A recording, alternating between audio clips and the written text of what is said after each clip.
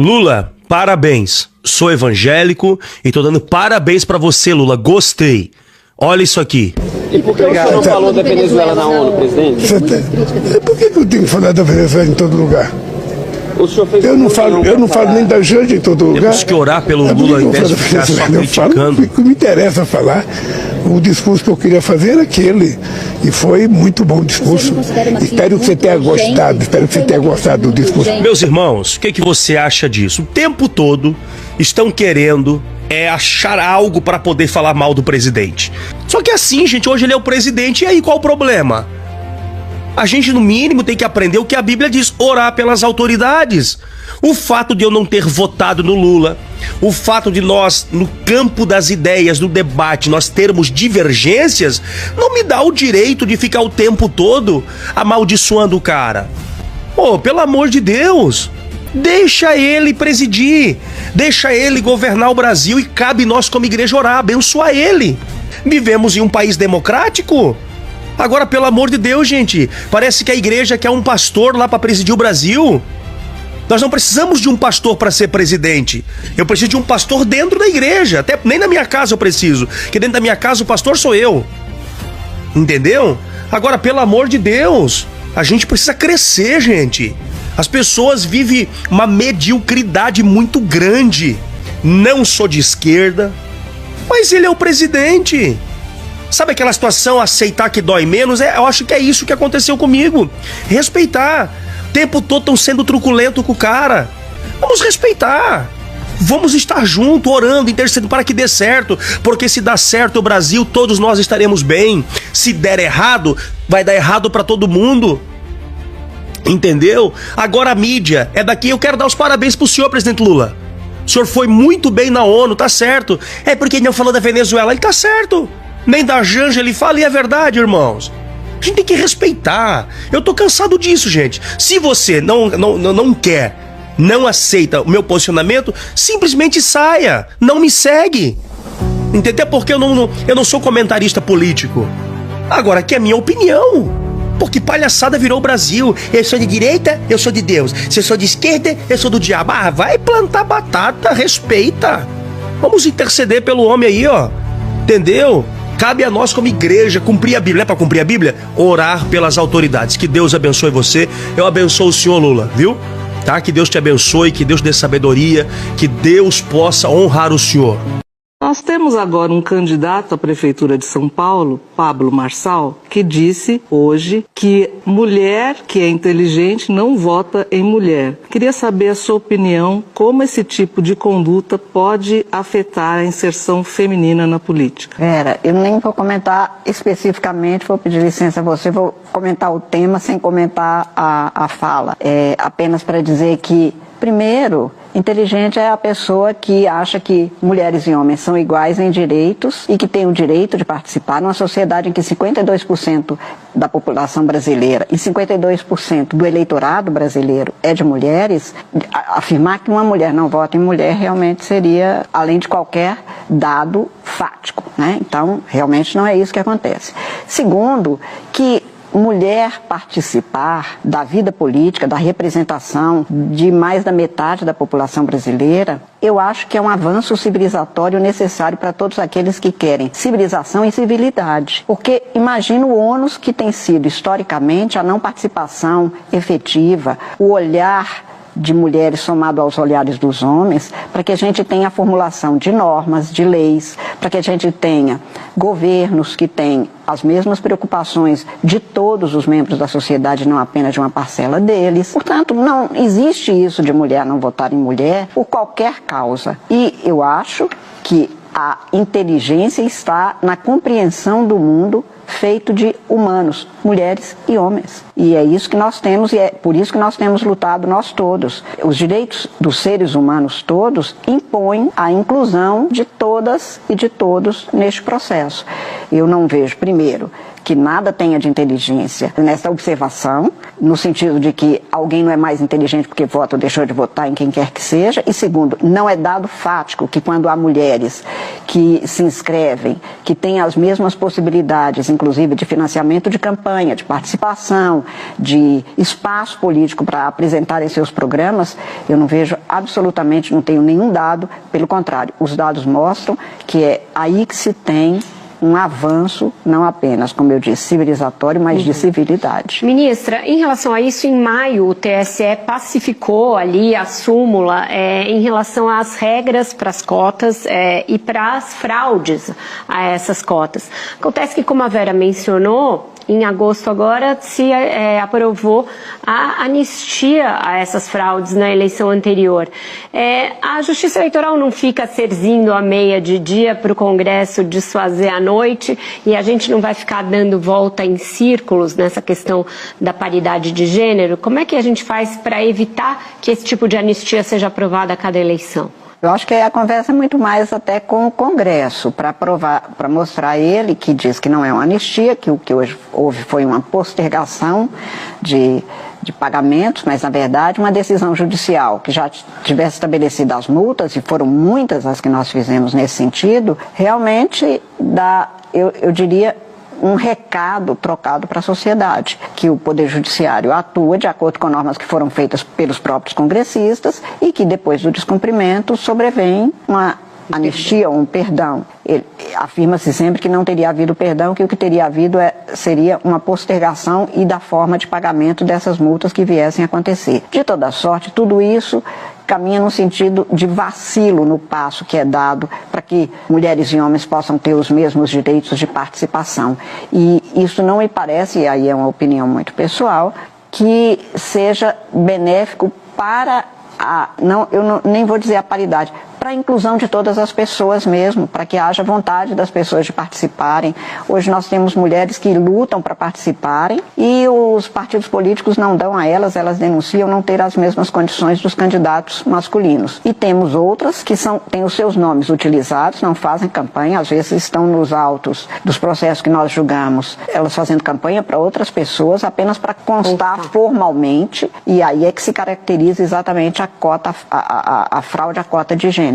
E mais uma vez nós precisamos afastar qualquer possibilidade de eleger candidatos ligados à extrema-direita. Recentemente a nossa democracia esteve ameaçada e nós não podemos deixar que isso aconteça de novo. Contra o ódio e o retrocesso, eu apoio a chapa Boulos e Marta. Olha, Bolsominion, não vai passar recibo de mané. Veja só o recado que a Daniela deixou aí pra vocês. O professor Haddad, o Lula, vai fechar 600 casas de aposta, nego velho, do Tigrinho. Dá uma olhadinha no recado que ela deixou, ó. Eu só vou adiantar, não vai passar recibo de mané. Dá uma conferida aí, nego velho. Essa semana nós temos 2 pontos importantes para pensar. Primeiro, você já resgatou seu dinheiro que você estava apostando nas bets? Fica ligado nisso daí. São mais de 600 casas que vão ser fechadas. Então, por favor, não vai perder o seu dinheiro. Não vai passar recibo de mané. Outra coisa importante que você tem que estar muito ligado, muito. Isso aí você tem que estar muito ligado. Sabe por quê? Vai ter eleição. Você já sabe em quem você vai votar para prefeito aí na tua cidade? Você está bem ligado que você tem que votar na esquerda? Sabe por que você tem que votar na esquerda? Porque é a esquerda quem está fazendo esse país acontecer. É a esquerda que está tirando esse país da vergonha que ele estava, do atraso que ele estava, com aquela corja que estava aí. Então fique esperto, não perde o teu tempo. Tira o seu dinheiro da BES, que é para não passar recibo de otário e de mané e não perder dinheiro para qualquer um. E vai prestar atenção no prefeito que você está elegendo e no vereador também. Tem proposta? Qual é a proposta? O que ele está prometendo para as suas escolas, para a limpeza da tua cidade, com a segurança? O que ele está fazendo? Qual o projeto que ele tem? Tem projeto de moradia? Como é que está isso daí? Já olhou direitinho? Porque se você vacilar, você vai acabar votando errado. E aí o que acontece? Vão ser 4 anos de atraso. Vamos votar junto com Lula, gente. Vamos votar junto com Lula. Em São Paulo, vote Boulos. No dia que a prefeitura destruiu minha rua para anunciar asfalto, chegaram de manhã com escavadeira e uma equipe enorme. Fizeram um buraco gigante no chão. A prefeitura gravou e tirou fotos do prefeito anunciando. Até meu cachorro estava curioso. Acabou e ele foi embora. A equipe recolheu as placas e sumiu. E a escavadeira tapou o buraco de volta. Do meu ponto de vista, essa cidade precisa de mudanças. E eu sou a pessoa que vai fazer essa mudança. Dobrando a saúde, dobrando a segurança, dobrando os roubos, dobrando a corrupção. Vote em mim. Olha pra cá, desgrama. Vote em mim. Ficou legal? É para quem sai? Candidato de Bolsonaro à Prefeitura de Curitiba. Presta atenção nessa matéria aqui, porque você não vai ver ninguém de extrema direita tocando no assunto, porque eles são hipócritas. Presta atenção aqui, algo parecido com o que aconteceu no gabinete de André Janones. Só que aqui é muito mais grave.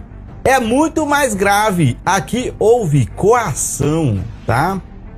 Ameaça de demissão. Veja só, servidores da Prefeitura de Curitiba foram coagidos pelo superintendente de tecnologia a doarem para a campanha do Eduardo Pimentel, o candidato do PSD, que é o candidato de Jair Bolsonaro. O que é que eles fizeram no começo do mês? Né? Eles organizaram um jantar. E aí esse jantar tinha os convites que variavam de 750 pila a 3.000 pila, e isso aí variava de acordo com os cargos comissionados gratificados dos funcionários. Eles fizeram uma reunião, um dos funcionários gravou tudo, toda a conversa. E lá ele disse o seguinte: vocês vão comprar esses convites, cada um, né? Na sua faixa ali de 700, tinha de 1.500 e 3.000 conto.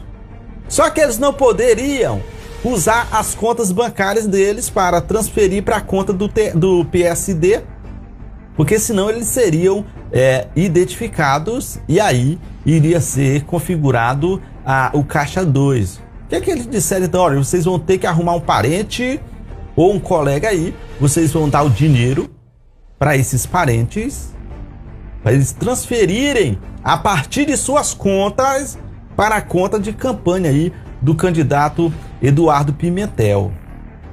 Quem não fizer isso aí é rua.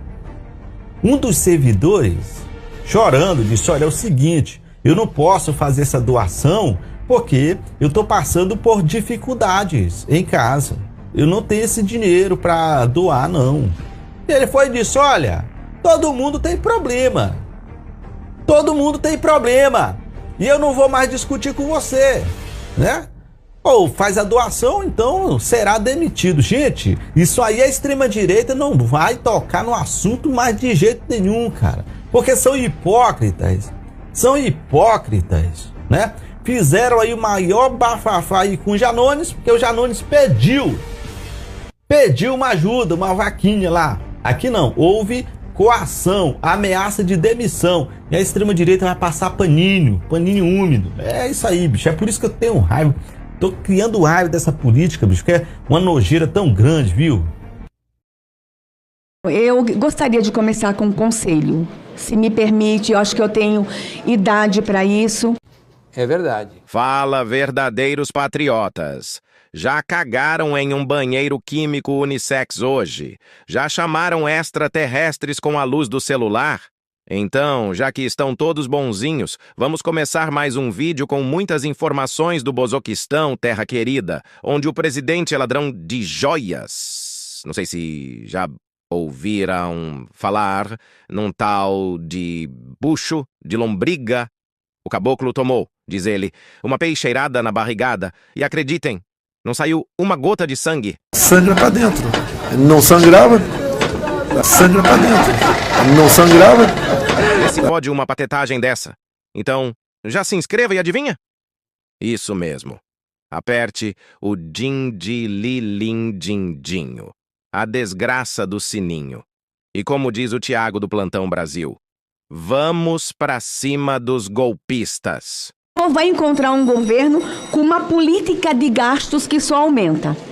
A minha pergunta é: o senhor pensa que a elevação do patamar da dívida pública nesse governo, o que o senhor pensa se em 2022 ela já A pior economia do mundo foi na época do bucho de égua. O país lá embaixo era o penúltimo da América Latina.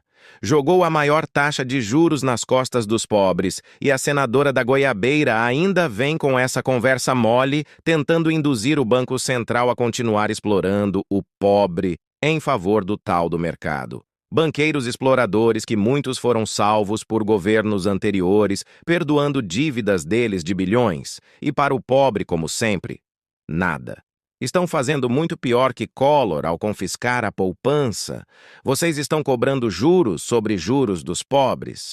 E como se não bastasse ainda, temos que ouvir um lazarento que, se fosse em um país sério, já estaria vendo o sol nascer quadrado há tempos, pois o cara é tão filho da puta que conseguiu condenar Lula sem qualquer provas cabais, um caboclo que sabe-se lá como uma desgraça como essa se tornou, acreditem, um juizeco safado que viveu uma vida chantageando seus opositores. O cara é tão sujo que utilizou vídeos de uma tal festa da cueca, onde ele e sua turma organizavam orgias entre os magnatas de Curitiba. Cidade que, se fosse boa, não começava com cu.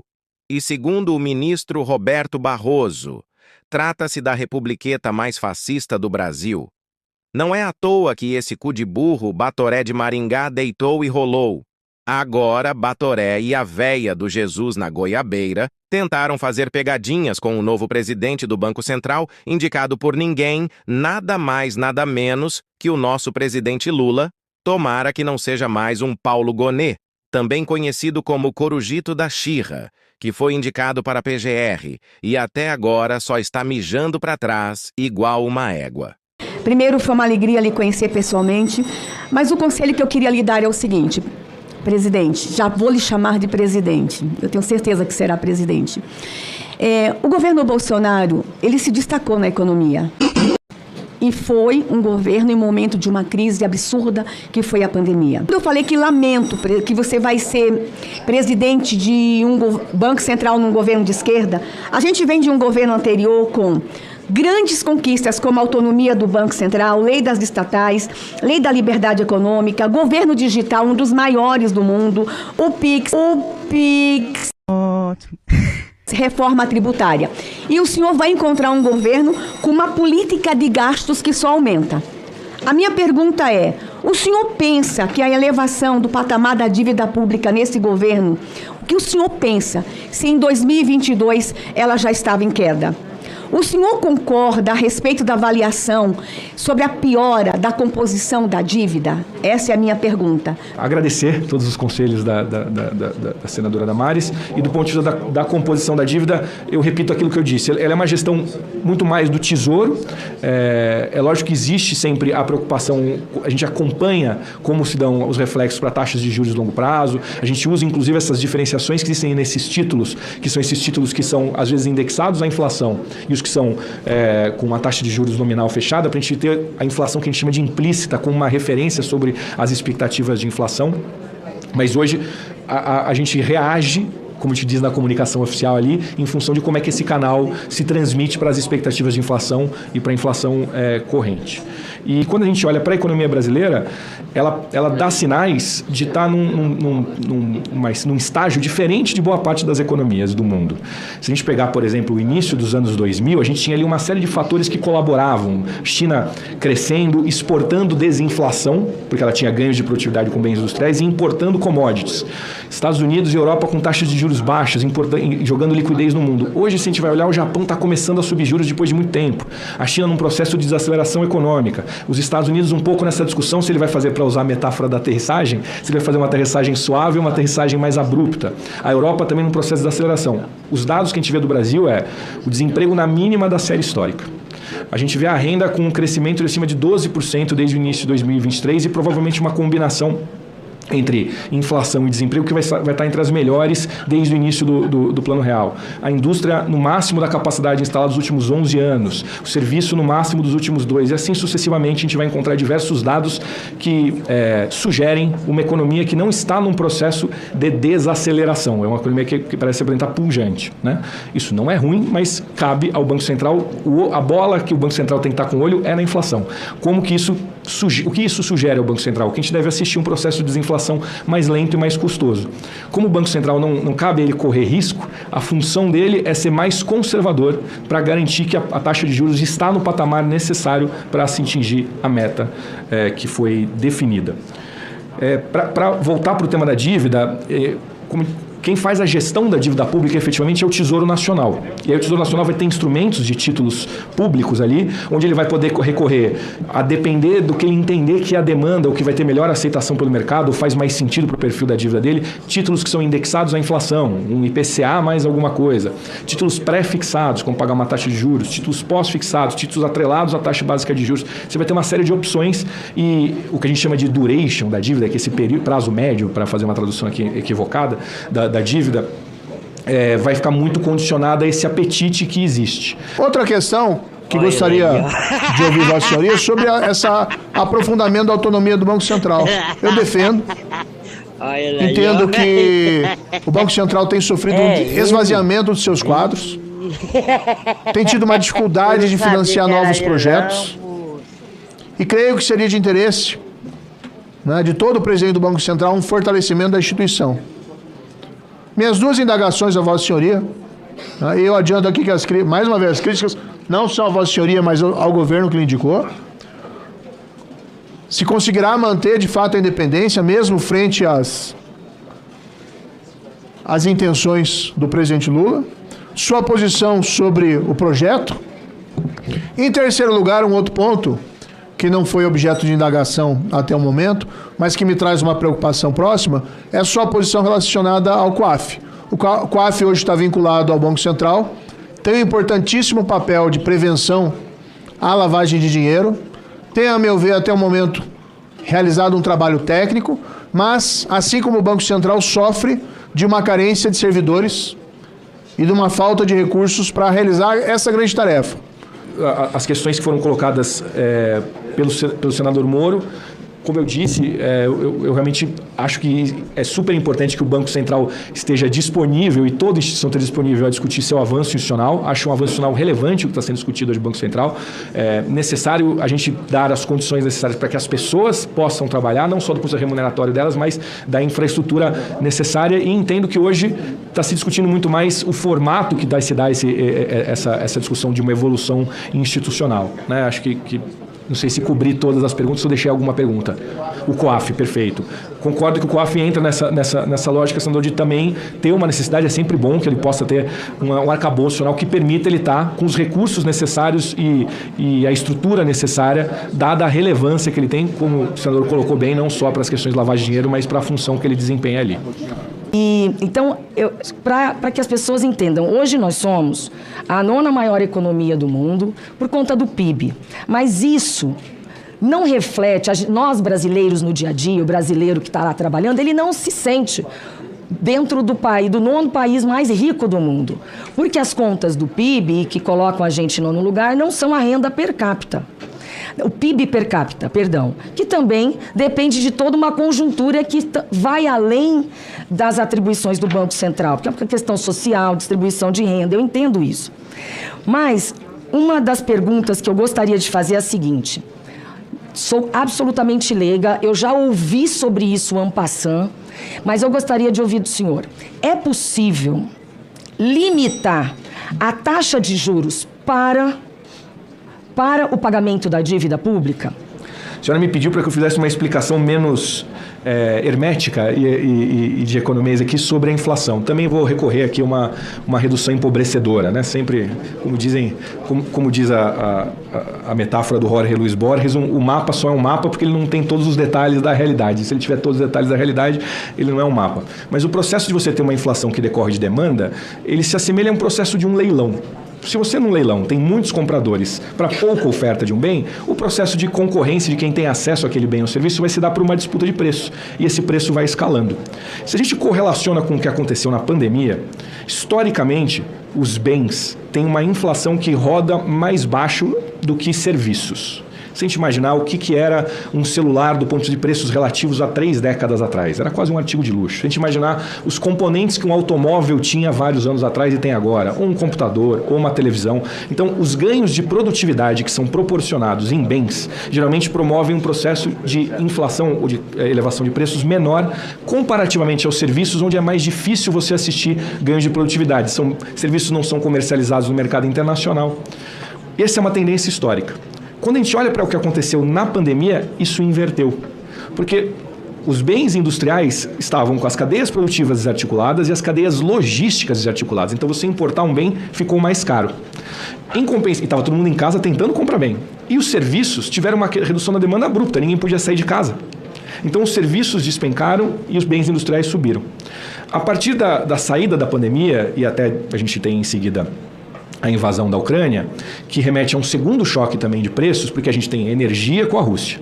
E tem um artigo muito antigo que a gente aprende em faculdade, de um professor chamado Antônio Barros de Castro, que dizia: nós aqui na América do Sul gostamos de achar que as terras mais produtivas do mundo são os pampas argentinos. Não é verdade. As terras mais produtivas do mundo estão na Ucrânia. Então a Ucrânia sempre teve um papel muito relevante do ponto de vista de exportação de commodities. Você tem um segundo choque de oferta ali naquele momento com essa questão. Mas você vai saindo gradativamente da pandemia e esses preços relativos vão tentando restabelecer a distância original.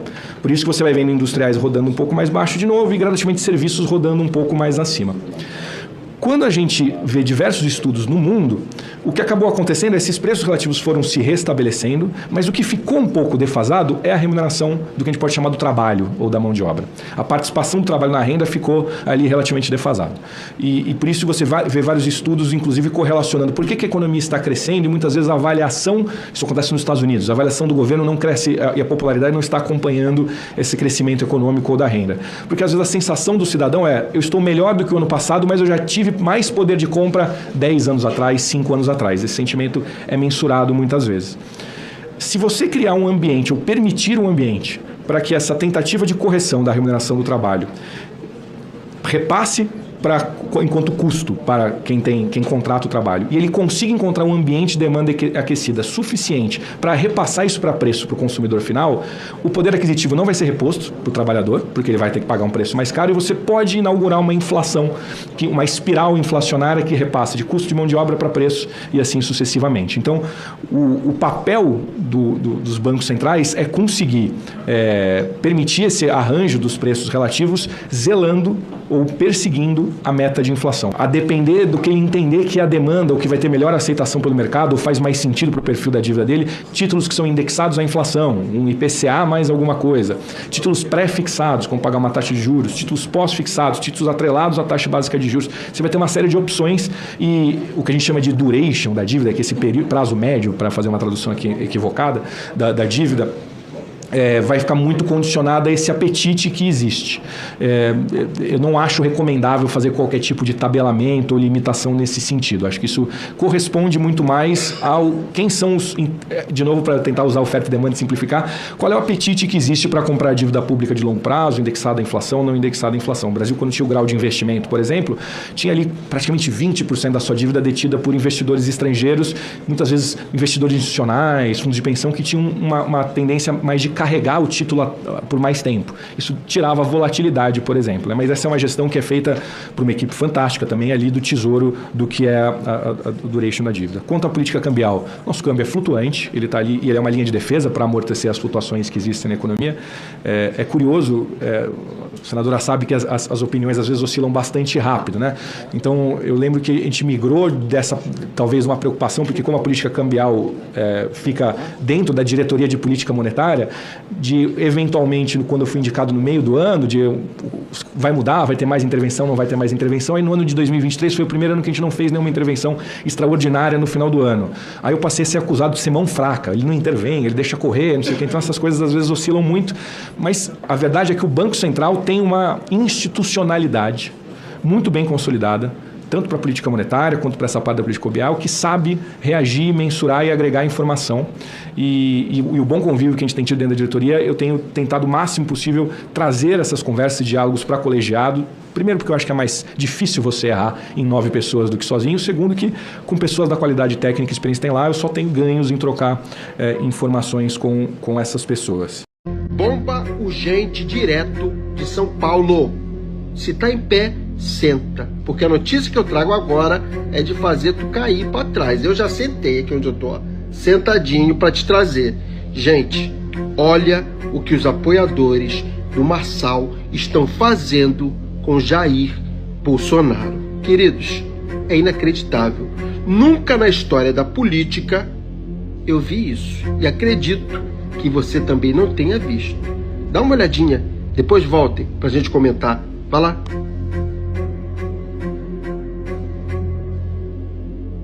Percebeu?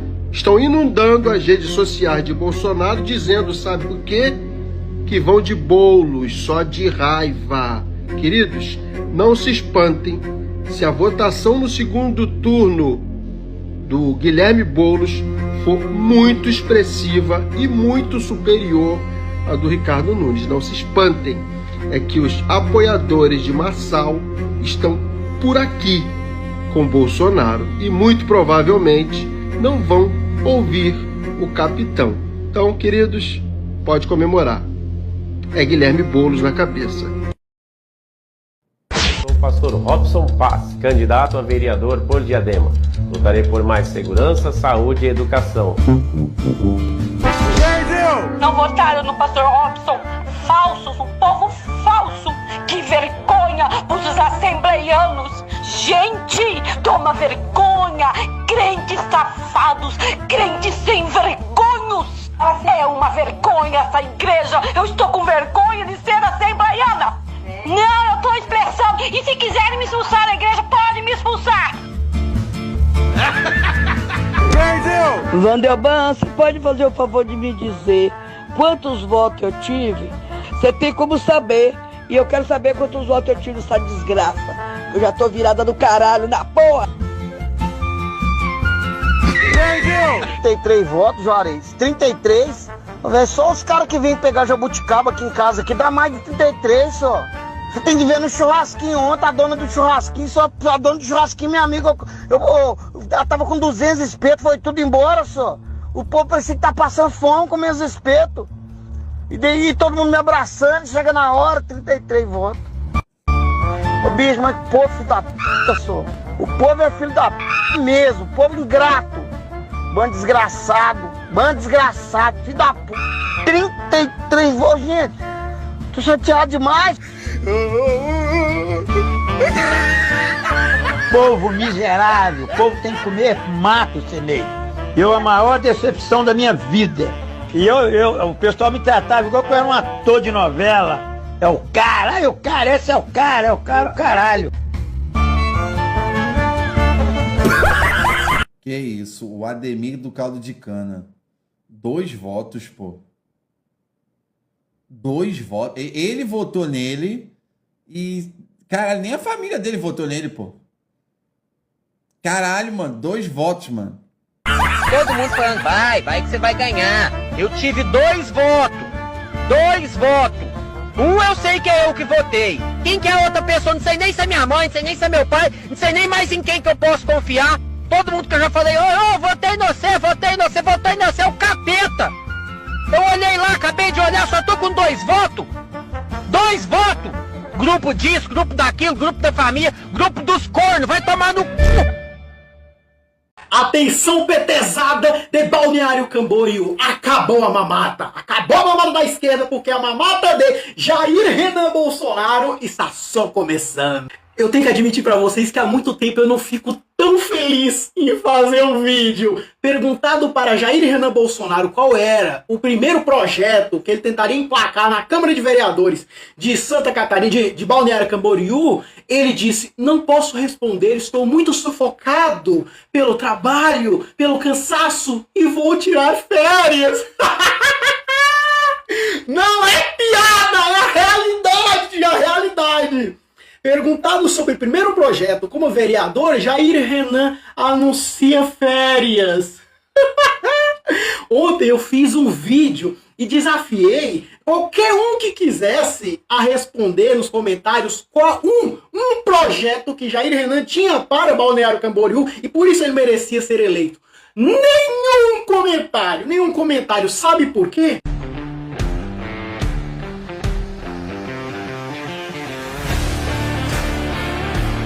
satisfação estar aqui com meu irmão, ver a caminhada dele, como é que ele está crescendo. Meu irmão, sucesso, tá? Aproveite as palmas que depois vem as pancadas, mas é natural. Porque ele estava usando Jair Bolsonaro como nome eleitoral. Só que o nome dele é Jair Bolsonaro, pô. Assim, é loucura, né? Eu não posso chamar o Lula de ladrão, mas ele não pode dar o nome de Jair Bolsonaro que é dele, sacanagem. Mas nesse momento eu venho pedir para vocês o seu voto para vereador Jair Bolsonaro 22222. O meu filho com toda certeza. Fala pessoal de Balneário Camboriú, tô aqui com o Jair Bolsonaro, não é o pai, é o filho, mas que é candidato aqui a vereador em Balneário Camboriú, número 2222. Olá, meus amigos de Santa Catarina, em especial de Balneário Camboriú, estou aqui com meu irmão, um legítimo Jair Bolsonaro também, tá? Eu fico muito feliz de estar apoiando ele. Simplesmente porque não existe nenhum projeto que Jair Renan tenha na sua cabeça para Balneário Camboriú, porque ele não fala. Ninguém sabe o que ele pensa, ninguém sabe o que ele quer para Santa Catarina, para Balneário Camboriú, porque ele não tá nem aí para isso, gente. Elegeram um poste, o gado bolsonarista, e a palavra é gado, elegeu um poste que não consegue, com QI de porta, que não consegue juntar 3 palavras para fazer uma frase. Eu literalmente vasculhei a rede social dele em 5 minutos, passei por todos os 10, 12 vídeos que ele fez na época da campanha, que eu faria isso sem um centavo, e ele recebeu 130 mil reais do dinheiro público para fazer isso, né? Eu passei por todos e em nenhum ele fala, em todos os outros que falam sobre ele. Mas a mamata acabou, realmente a mamata acabou. Camas improvisadas, falta de banheiros e convivendo com morcegos. Conheça o alojamento onde os trabalhadores resgatados viviam, na fazenda de Leonardo. A fiscalização do Ministério do Trabalho resgatou 6 trabalhadores em condições de trabalho semelhantes à escravidão, incluindo um adolescente. O cantor diz que não sabia da situação e alega que a área fiscalizada está arrendada para outra pessoa. Os fiscais descreveram os alojamentos onde os funcionários da fazenda do cantor Leonardo dormiam como locais precários, sem banheiros e com camas improvisadas. Eles também identificaram infestação de morcegos e fezes. Leonardo foi multado por ser o verdadeiro dono da fazenda. O cantor foi incluído na lista suja do Ministério Público. O espaço estava sem manutenção e com telhas deslocadas, o que permitia a passagem de água de chuva. Em algumas ocasiões, pertences dos trabalhadores chegaram a ficar molhados devido à falta de proteção. Você acha que tem uma conspiração contra Leonardo? Deixe sua opinião. Ou será que ele é só mais um bolsonarista pilantra que não falha um?